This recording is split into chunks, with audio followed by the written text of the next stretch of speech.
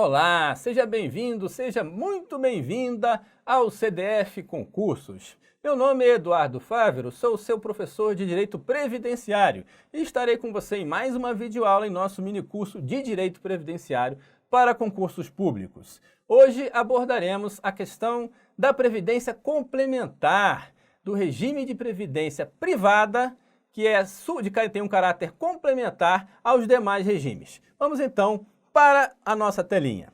Aqui você tem o título da aula, Regime de Previdência Complementar.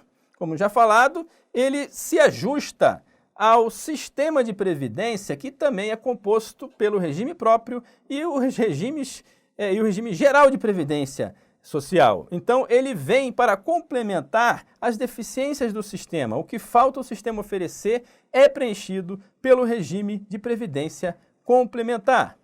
Aqui está o sumário de nossa aula, a gente vai passar pelas características gerais desse regime. Vamos abordar um pouquinho da previdência complementar dos servidores públicos, com destaque aí para os servidores públicos federais, especificamente da Fundação da Previdência Complementar do Servidor Público Federal, a FUNPRESP, e vamos tratar da diferença entre as entidades fechadas e as entidades abertas de previdência complementar. Quem trata de previdência privada ou complementar na Constituição é o artigo 202, que é importante que você leia para a sua prova, que você saiba bem as características que estão delineadas nesse artigo. O que diz lá? Diz que o regime de previdência privada de caráter complementar ou regime de previdência complementar é organizado de forma autônoma em relação ao regime geral de previdência social. Aqui para mim, o que isso quer dizer? Você tem lá o regime geral de previdência social, que tem toda a questão da uma política pública elaborada hoje lá pelo Ministério da Economia, na Secretaria de Previdência, e que é implementada, que os benefícios são pagos pelo INSS, que é o Instituto Nacional do Seguro Social. Você tem os regimes próprios de previdência, que são instituídos pelos entes federados para seus servidores públicos, e, além disso, de forma autônoma, separada, independente, você tem um regime de previdência privada, que é um regime de previdência complementar. Em tese, o que é isso? Para que isso foi criado? Como surgiu? Pense você que se você ganha R$10.000, seja você servidor público ou não, e que você gostaria que quando se aposentar, tivesse a manutenção da sua renda, ou seja, você continuasse recebendo R$10.000 para não perder padrão de vida ou qualidade de vida. Só que você tem uma coisa chamada teto do regime geral, se você trabalha na iniciativa privada. O máximo hoje do valor da aposentadoria é o teto do RGPS, que é de R$5.850 aproximadamente, em 2019. Esse valor é atualizado anualmente. No caso do servidor público, se for federal, e se você entrou depois de 2013, você já está na FUNPRESP. Ou seja, você vai recolher para o regime próprio até o teto do RGPS e vai ter uma contribuição adicional que vai para a FUNPRESP, que é uma entidade que foi criada justamente para gerenciar a previdência complementar do servidor público. Ou seja, você vai contribuir ali para que você tenha, que a FUNPRESP possa equalizar e você possa não só receber o teto, 5.850, mas sim aqueles R$10.000 que você ganha na sua vida ativa, profissional. Então, para isso que existe a previdência complementar. É para complementar o valor da sua aposentadoria para que você possa manter o seu padrão de vida quando se aposentar. Obviamente, você vai precisar fazer o quê? Contribuições. Você do regime geral, você pode contratar um plano de previdência complementar numa seguradora, num banco, numa corretora. É basicamente uma poupança, né? Tem suas regras próprias, tem inclusive benefícios fiscais, você consegue deduzir do imposto de que renda que você deveria pagar. Se você escolher a questão da tributação regressiva, obviamente, você vai pagar quase nada de imposto agora e você deixando aquilo por um período longo, acima de 10 anos, você vai ter uma tributação bastante reduzida quando for sacar. Então tem os benefícios desse tipo de aplicação que é uma poupança, principalmente no que se refere à previdência complementar das entidades abertas. Já vou adiantando para você. Essas abertas, então, são esses planos oferecidos aí por bancos, seguradoras, corretoras. E você tem as entidades fechadas de previdência complementar. Um exemplo é a Funpresp, que a fechada só dá acesso para quem é servidor público federal, por exemplo. Ou então, se você é funcionário da Caixa, tem lá a FUCEF, o Banco do Brasil, né? Tem lá a Previ, a Petros para a Petrobras e assim por diante. Não é qualquer um que pode chegar lá e entrar, pedir, eu quero um plano de previdência privada da Petrobras. Não, é só para quem é funcionário da Petrobras. Então aí você já tem um panorama geral aí do sistema de previdência complementar. Vamos aos detalhes em nossa telinha. Vamos lá. Então, voltando ao 202, que é aquele artigo importante que eu falei para você, ele é facultativo, esse regime de previdência complementar. E aqui é muito importante, a banca adora isso aqui. Ela diz que o servidor público ele é obrigado a aderir. Não, ninguém é obrigado a aderir a regime de previdência complementar, porque ele é facultativo. E ele é baseado o quê? Na constituição de reservas. É o chamado regime de capitalização. Muito famoso agora na reforma da Previdência. Se tentou passar isso aqui já foi cortado na Câmara para todo mundo. Então é uma ideia que cedo ou tarde vai voltar. O fato é que hoje na Previdência Complementar já é assim. É baseado na constituição de reservas que garanta um benefício contratado e regulado por uma lei complementar. E aqui dou destaque para você, para a sua prova. Em nosso curso regular a gente estuda essa lei complementar com detalhes, né? Ela é bastante importante porque regula, apresenta aí bastante características do regime, tanto de entidades abertas quanto de entidades fechadas. Características, então, gerais da previdência privada ou complementar, que é uma poupança, né? Facultativa, ninguém pode te obrigar a aderir, você adere se quiser. É um acordo de vontades, é com o Instituto do Direito Privado, né? Você adere se quiser. É complementar aos demais regimes, pode ser aberta ou fechada, como nós já comentamos. Contratual, porque é facultativa. Você adere se quiser, por meio de um contrato. Você assina lá, verifica as cláusulas direitinho e faz a adesão. Contributiva, você tem que constituir reservas para poder ter alguma coisa lá na sua conta no dia que você quiser se aposentar, usufruir de benefício. Que não virá do nada. E aqui para mim, aí é uma importante diferença entre os planos oferecidos pelas entidades abertas e das entidades fechadas. Nas abertas, é você e mais ninguém.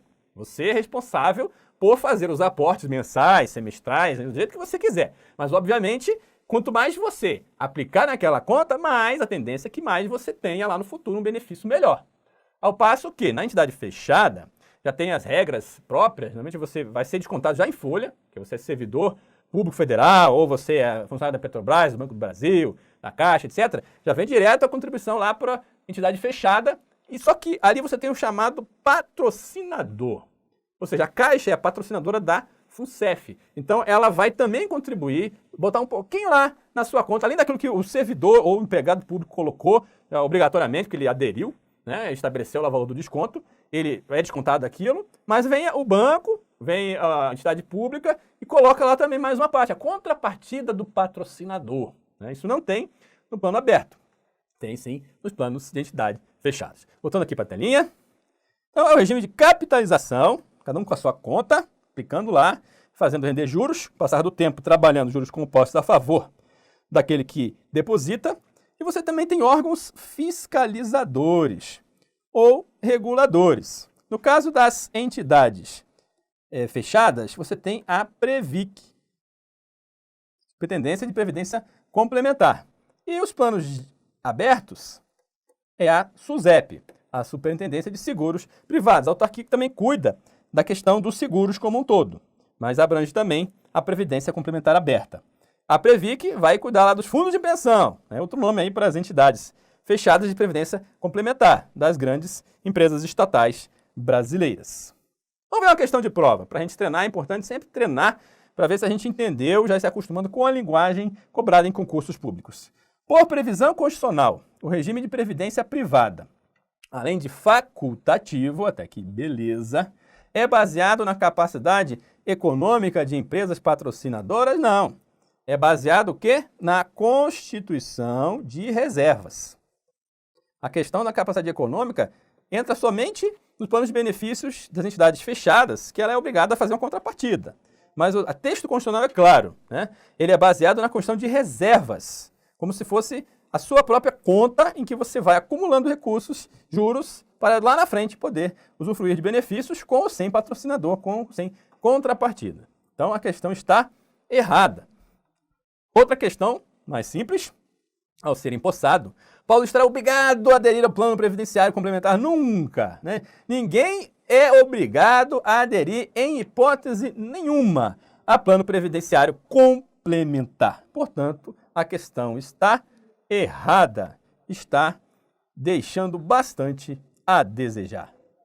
Vamos partir lá para o artigo 40. O artigo 40, nós já falamos na aula passada, é muito importante porque ele trata aí dos regimes próprios de previdência social. E o parágrafo 14 começa a tratar da questão da previdência complementar do servidor público. E aqui para mim, os entes federados, os estados, os municípios, o DF, a União também, começaram a chegar à conclusão que essa história de regime próprio era complicada para ser gerenciada, principalmente no que tange ao equilíbrio financeiro e atuarial.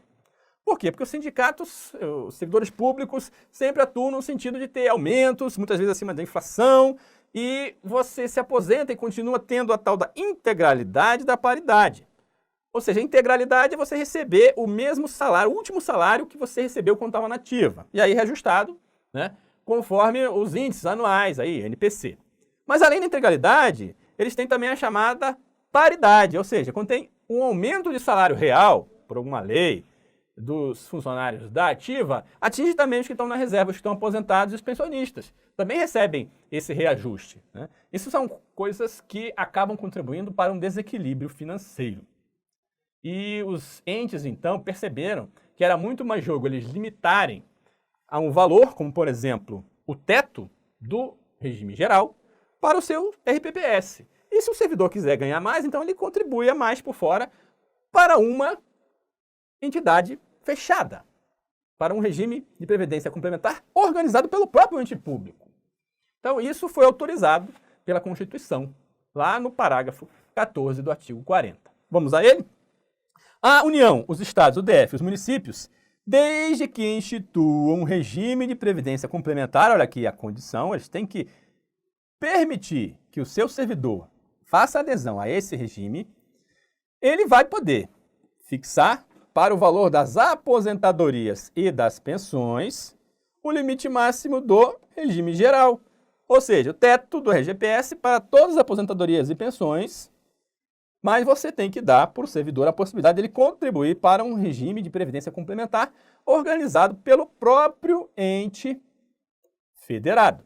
O parágrafo 15, ele explica isso também um pouco melhor. Mas como é que vai ser esse regime previdenciário complementar, né? Bom, tem que ser instituído por lei do próprio ente, iniciativa do Poder Executivo, né?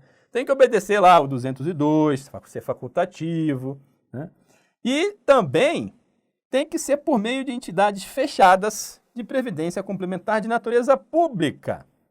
Ou seja, somente vai poder aderir quem for servidor público, cargo efetivo daquele ente, mas é de natureza pública. Ou seja, não pode ter direito a lucro, distribuição de rendimentos, etc. É porque é de natureza pública. O objetivo é prover uma aposentadoria de qualidade para os seus beneficiários. E vão oferecer aos participantes planos de benefícios somente na modalidade de contribuição definida.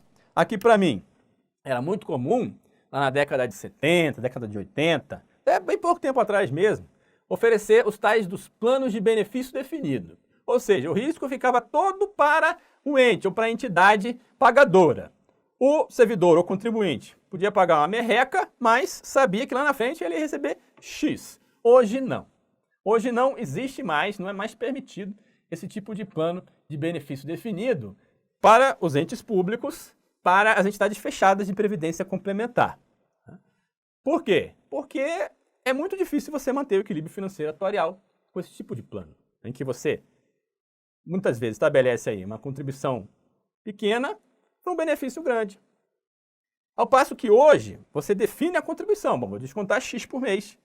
E o benefício lá na frente vai depender do rendimento dessas aplicações no mercado financeiro, na gestão desses recursos ao longo do tempo.